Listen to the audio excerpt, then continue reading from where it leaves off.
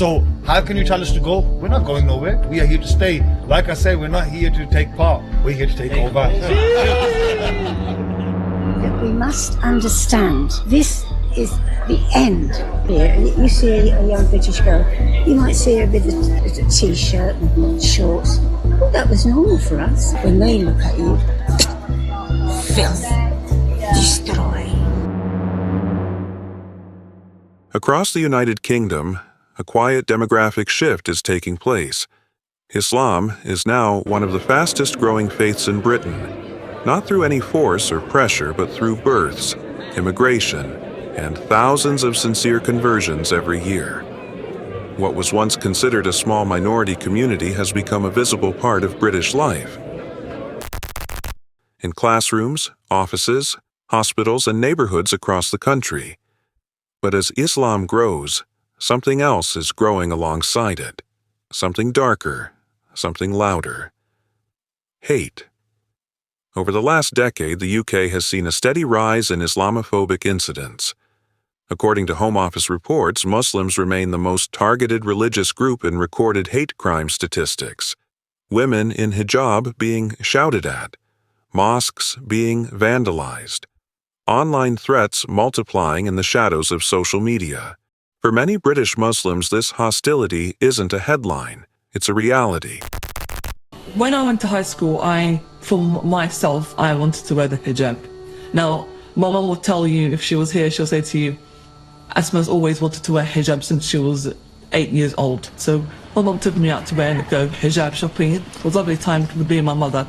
And then when I went into school, that's when I thought, yes, I'm completely different to everybody else. And I used to actually celebrate that difference.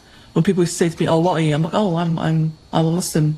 I'm originally from Libya. I was born in London, so I was quite happy with my identity, but I don't think everybody else was happy with my identity.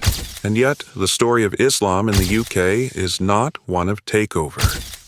It is one of belonging. Most Muslims in Britain are not newcomers. They are second, third, even fourth-generation citizens.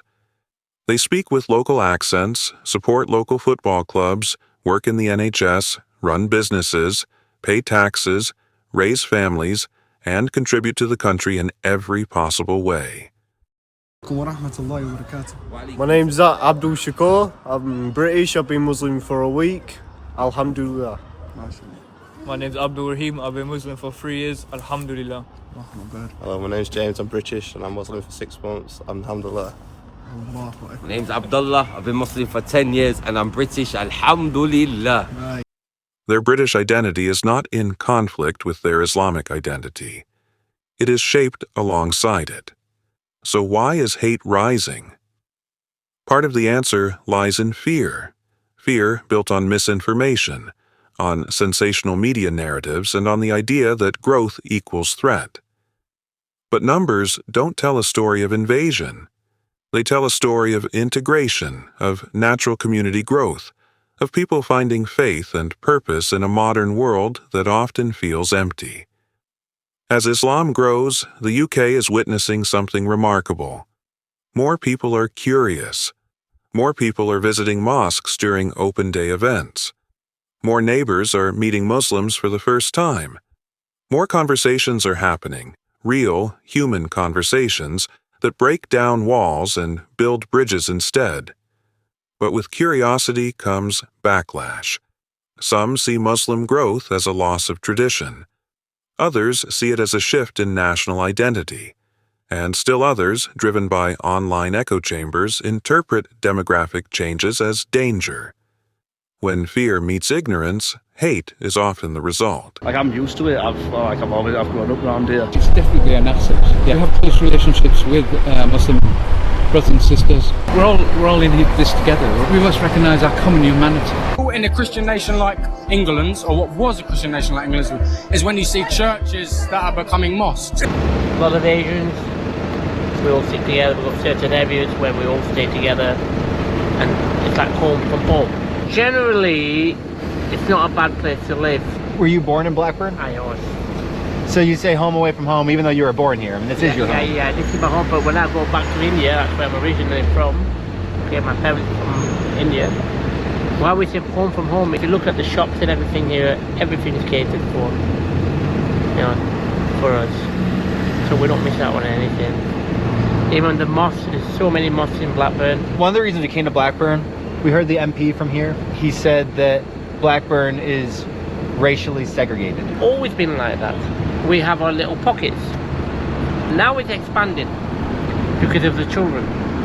When our parents came in the 60s and the 70s, there weren't many Asians around, so they're still in the same area, but not as wide, like the diameter. Now as the children get bigger, they get married, they're moving out. So that's why the Asian community is getting bigger and bigger.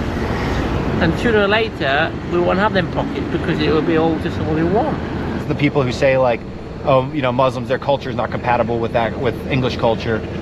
What do you think about that? You respect every religion. If an English person comes here, Christian, whatever it is, you respect their religion, and we want it likewise.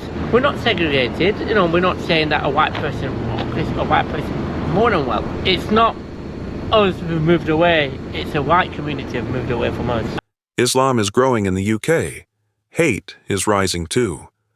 But so is truth. So is understanding. So is compassion. And the real question is not why Islam is growing. The real question is whether Britain will choose fear or choose unity. Because faith is not the threat. Ignorance is. And as long as real stories are told, real voices are heard, and real bridges are built, there is hope. Hope for a future where growth is not feared, but embraced.